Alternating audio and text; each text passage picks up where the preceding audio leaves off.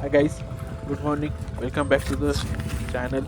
आपण आत्ता गाडीचं बॉडी कवर काढून घेऊ, की आता पूर्णपणे 10 दिवसानंतर आपण गाडी काढतोय. याच्यानंतर आपण वॉशिंग सेंटरला पण जाऊ आणि गाडीचं बॉडी कवर काढणं पण एक मोठं टास्क असतं. बघू शकता तुम्ही, आता थोडीशी थंडी संपून गेलेली आहे आणि आता गरमीचे दिवस म्हणजे उन्हाळा लागण्याचा सुरुवात झालेली आहे. तर पूर्ण घामागर्द झालो होतो मी गाडीचं बॉडी कवर काढण्यात.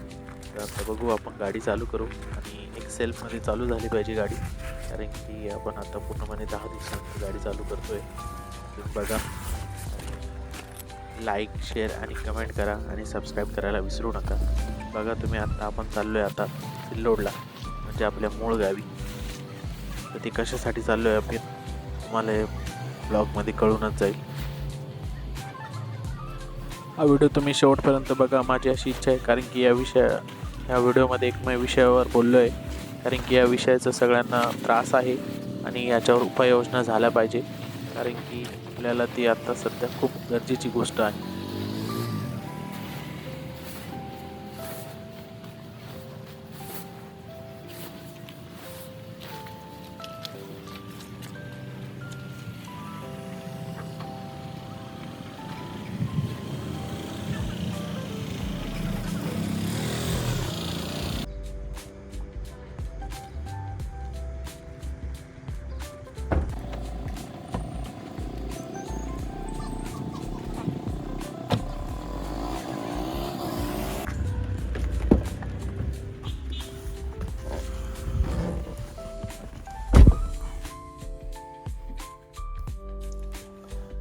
Hello guys, welcome back to the channel. आज एक नवीन व्हिडिओमध्ये आपलं स्वागत आहे.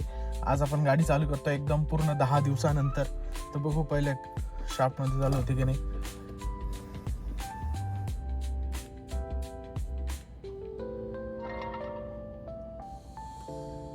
Press clutch to pedal to start.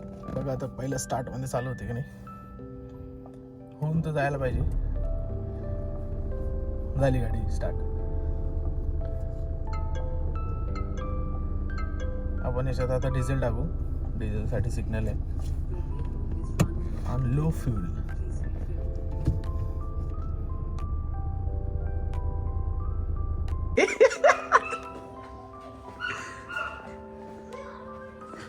किती छोटा झाला ॲड्रेस. काय करतोय.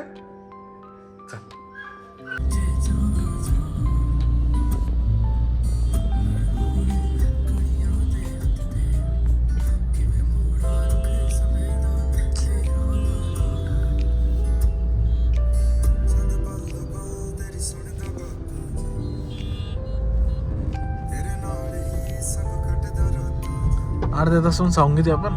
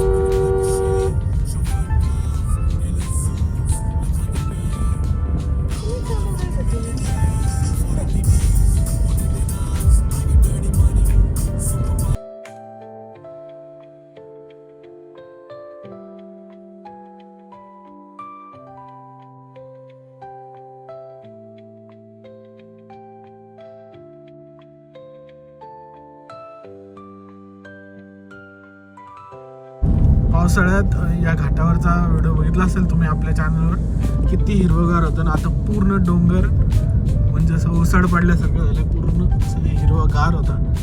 पूर्ण झाडं वाळून गेली. आता पुन्हा मे, एप्रिल, जूनच्या नंतर जेव्हा पाऊस पडेल तेव्हा पूर्ण हिरवगार होईल.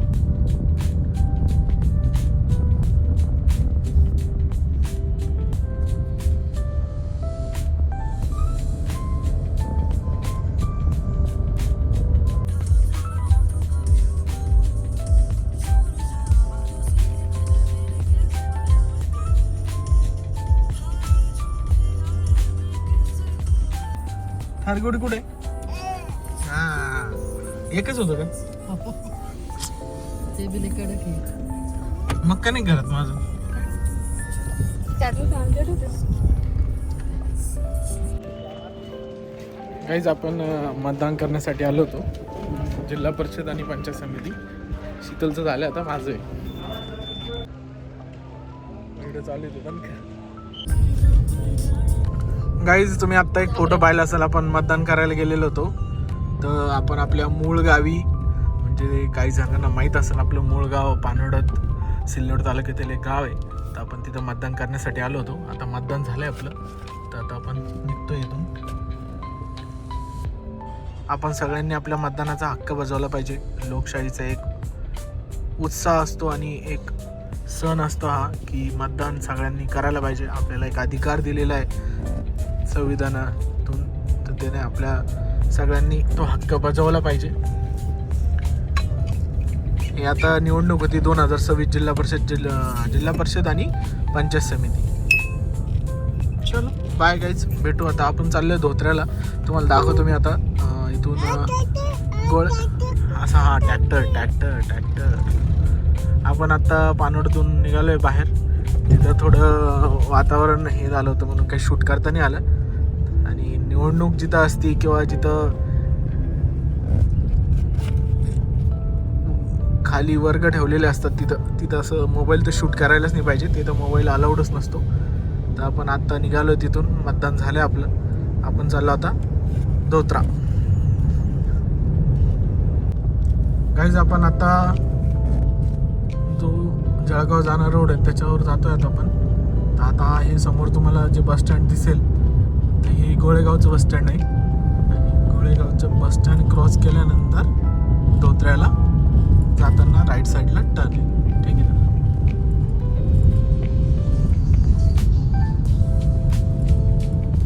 एवढं दूर उभी राहते का बस?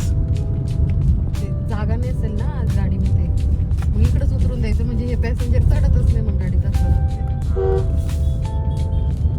नाही तर मग पुढं आणून उभं करायचं. आम्ही त्या दिवशी अजिंठाला गेलो होतो, ते हे पूर्ण भरलेलं होतं झेंड्यांनी.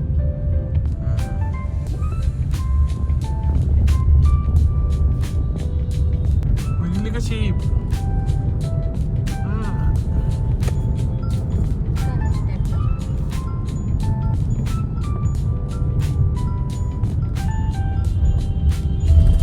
गाईस, तुम्ही मला पहिल्यापासून फॉलो करत असाल तर तुम्हाला माहित असेल की आपण इथं आपल्या चॅनलवर इथं हा पहिले पण आलेला आहे. हा आपण जिथं आज व्हिजिट करणार तिथला ब्लॉग.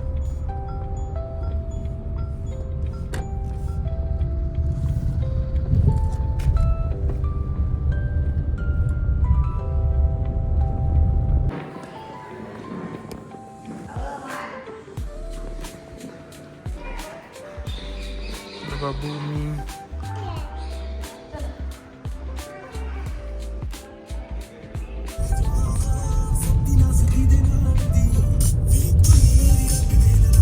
हाय गाईज, आपण आता सिल्लोडवरनं निघालोय. पण सिल्लोडला जो आपला मुख्य चौक आहे महाराणा प्रताप चौक, तर तिथे खूप मोठी ट्रॅफिक लागली. आता पोलीसवाले आले, तिथं केलं त्यांनी सगळं सुरळीत. निघलो आपण तिथून. आता लवकरच संभाजीनगरला पोहोचू.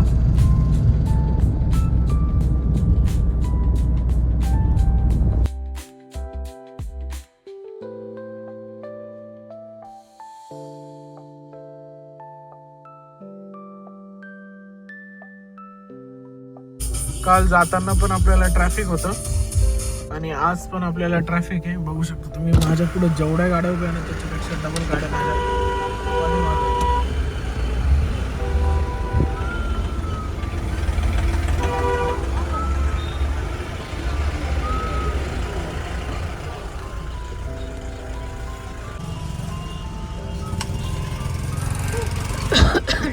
याला काय अजून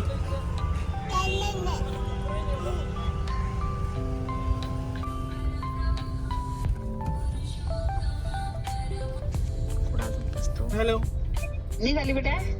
हा आत्ताशी सांगवी गावात आलो.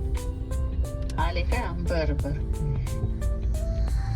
दकुरेला थोडे थोडे. हा बर. जेवढं ह्या साईडला गाड्या आहेत तेवढंच ऑपोजिट साईडला गाड्या उभ्या आहेत. 1 तास लागला आपल्याला बरोबर. 7:20 झाले आता. हो 1 तास लागला. कुठं? टोल नाक्यापासून तर सांगली गावात यायला. गावात बी पण चालू आहेत तशी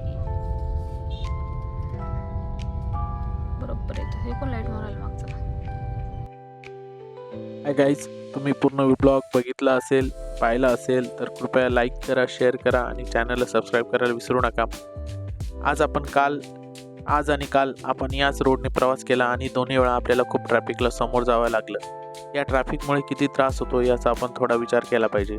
कोणाला हॉस्पिटलला जायचं असेल, कोणाला बस किंवा ट्रेन पकडायची असेल, पुढची कामे, मीटिंग असतील, सगळ्यावर याचा परिणाम होतो. किती वेळ वाया जातो, पेट्रोल डिझेल जळतं आणि आर्थिक नुकसानसुद्धा होते. गाडीचं नुकसानसुद्धा या ट्रॅफिकमुळे होतं. आपलं शहर दिवसेंदिवस वाढत जात आहे, पण रोड मात्र कमी पडत आहे. हा रोड गेल्या वर्षी कंप्लीट झाला आहे, पण अपेक्षित तसा फायदा अजून झालेला नाही. सिलेक्ट करून शहरात एंट्रीसाठी सध्या एकच रोड आहे. आपल्या शहरासाठी बायपास खूप गरजेचं आहे. एक पर्सनल रिक्वेस्ट आहे, आपल्या शहरातील पार्टीज, पॉलिटिकल पर्सन आणि संबंधित ऑथॉरिटी यांनी आपल्या मूलभूत गरजाकडे लक्ष द्यावे. आज ट्रॅफिकमध्ये एक राजकीय नेते सुद्धा अडकले होते. त्यांना पण ग्राउंड लेवलवर नेमका किती त्रास होतो हे समजणं खूप गरजेचं आहे. यावर काही उपाययोजना नक्कीच करता येऊ शकतात का? माझ्या मते सकाळी 6 वाजल्यापासून ते रात्री 11 वाजेपर्यंत heavy vehicles, multi axle trucks, heavy बसेसना सिटीमध्ये नो एंट्री असावी. तसेच शहरातील सगळ्या मेन चौकमध्ये प्रॉपर ट्रॅफिक सिग्नल बसून गरजेचं आहे. आपण सगळे ड्रायव्हर, कार, बस, बाईक थोडी समजूतदार दाखवला पाहिजे, पण बऱ्याच ट्रॅफिक कमी होऊ शकतो. यावर अजून कोणते उपाययोजना करता येतील का? ते तुमच्या मते काय असू शकतात हे कृपया कमेंटमध्ये नक्की सांगा.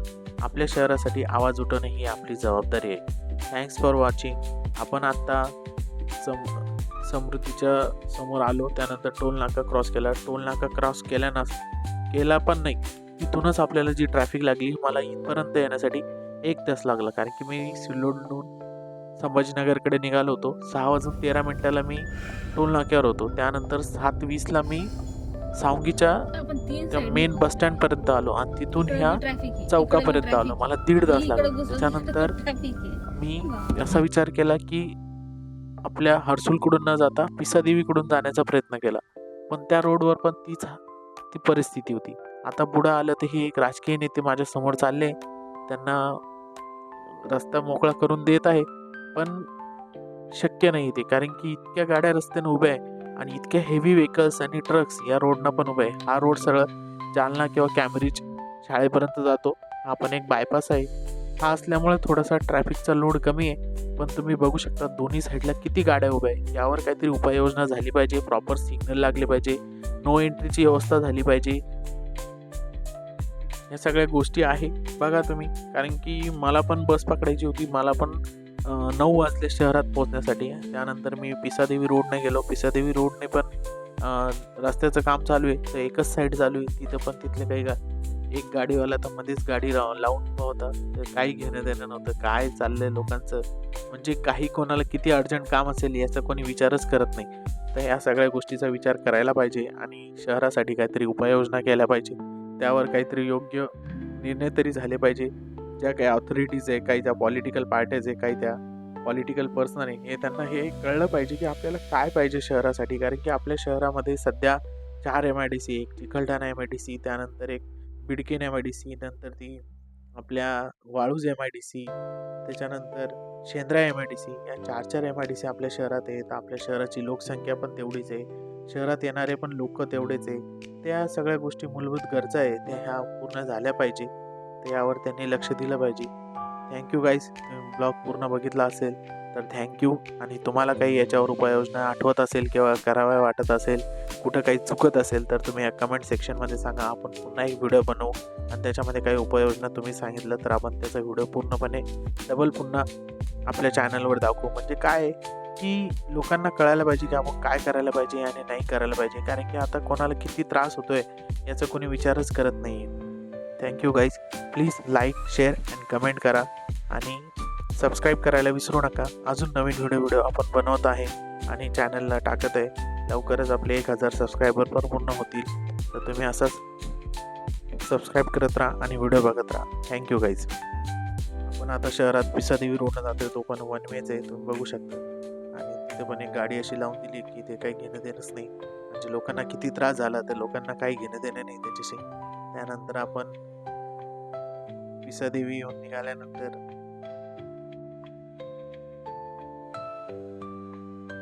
शहरात एंट्री केली आपण आता सनी सिटी सेंटर कडून. त्यानंतर आंबेडकर चौक आणि आंबेडकर चौकच्या नंतर आपण डबल राईटला गाडी घेतली. ती चाललं आपला टी व्ही सेंटर. हा पण रोड आता नवीनच बांधण्यात आला आहे, बघू शकता तुम्ही.